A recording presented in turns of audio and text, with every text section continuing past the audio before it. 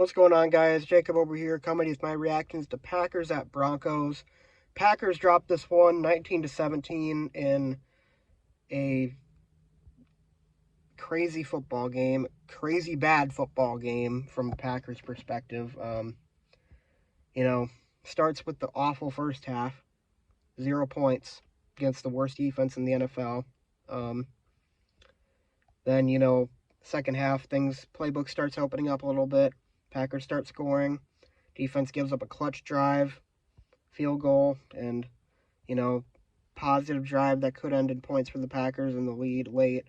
Ends up getting, the holding call puts us back 10 yards, and then Jordan Love puts up a duck on 3rd and 20, and he gets intercepted, and the Packers lose. It's like,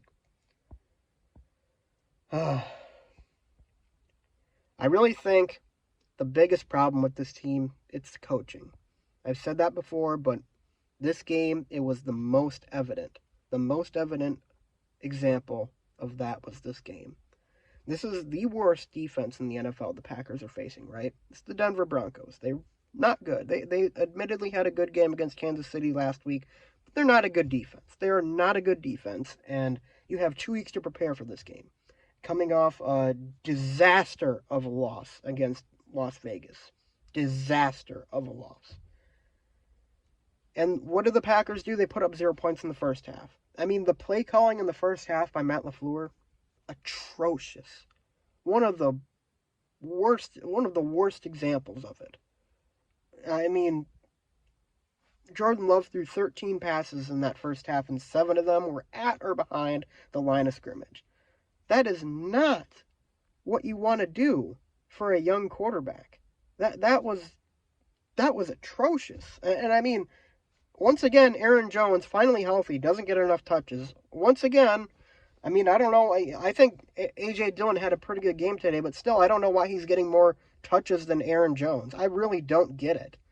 And, the team as a whole didn't come out and prepared to play. Once again, for the billionth time in the Matt LaFleur era, a team doesn't come out ready to play, especially on the road. I mean, I don't get it. I don't get what it is with this guy, and how are his teams consistently not performing in the first halves? Like, this is like, what was it, the 4th game of the year where the Packers failed to score 3 points, more than 3 points in the first half? Like, you had 2 weeks to prepare for this game against the worst defense in the NFL. How are you not even scoring a single point against them in the first half?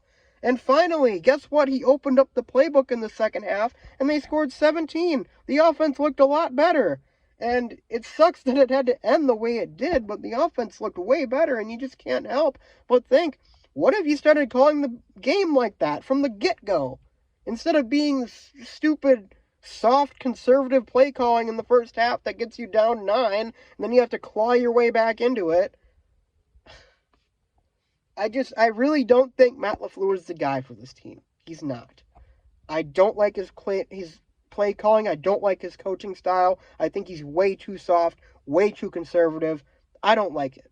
I don't think he puts Jordan Love in a very good position to succeed. I don't think he puts his best players in a good position to succeed, especially Aaron Jones, especially Christian Watson, especially Romeo Doubs.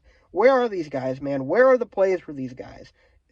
Everything is just like, I feel like I see more and more A.J. Dillon design plays when he's clearly not the best playmaker on this team. Like I said, admittedly, I think he had a good game today, finally, but he does not set up his best players to succeed. And if your best players aren't succeeding, you're not going to win very many football games.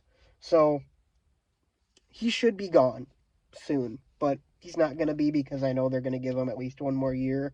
So we're going to have to deal with another 1.5 years of this bullshit. I hope I'm wrong about him, but, it was, you could see the signs even back in the Rodgers era, man. Like, even the years we were really good, there were certain games where we just came out and played like shit in the first half, and we had to, gather ourselves and get back out there and claw our way back and grind out a win against a team we should have kicked the ass of.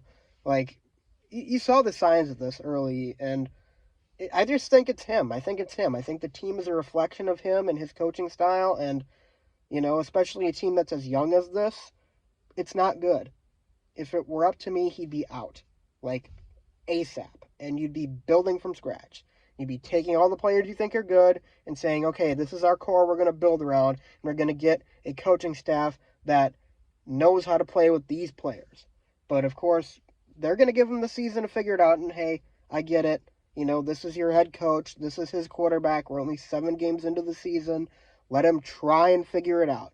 But losing a game like this, especially to the Broncos, man, the Broncos are a really bad football team. The Raiders a couple weeks ago were a really bad football team. The Falcons were a really bad football team. I don't care if they're 4-3. That team is bad. You know, 3 of the games we lost this season should not have been losses either. And that's the most frustrating part about it, too. Like, maybe it's a result of the bad, just the young inexperience of the team, but I really think it's a reflection of Matt LaFleur. I really do. I've seen this going on for years now, and I think that finally he doesn't have as talented of a roster without a Hall of Fame quarterback, and it's really just showing itself in full blast right now. This is who Matt LaFleur is. This is what his teams look like, and I am not a fan of it.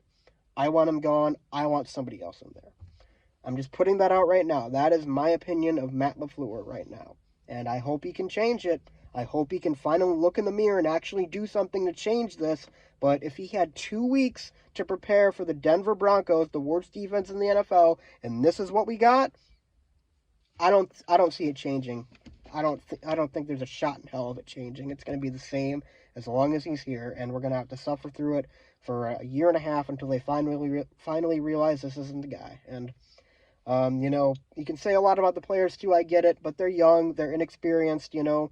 Some guys missed some plays today. Jordan Love certainly had an up and down game. That last throw of his on the 3rd and 20 was atrocious. But then again, why is Jordan Love in a 3rd and 20? Why was there a holding call? Why was the team undisciplined enough to have that many penalties? It all comes back to the coaching. And that's the number one issue with this team. So until he's gone, I don't see this team doing much of anything. But, like I said, hope I'm wrong. But today's loss, inexcusable. You can't lose that game. You can't lose that game to that bad team. That bad of a defense, 17 points. You can't do that. You just can't do that. But it is what it is. Hopefully they realize sooner rather than later that Matt LaFleur is not the guy. But not getting my hopes up. But anyways, guys, all I got to say in this video, I'll be back with my reactions against the Vikings next week. Not really expecting a positive outcome for that one, so we'll see. We'll see you guys next time. Go Pack, go.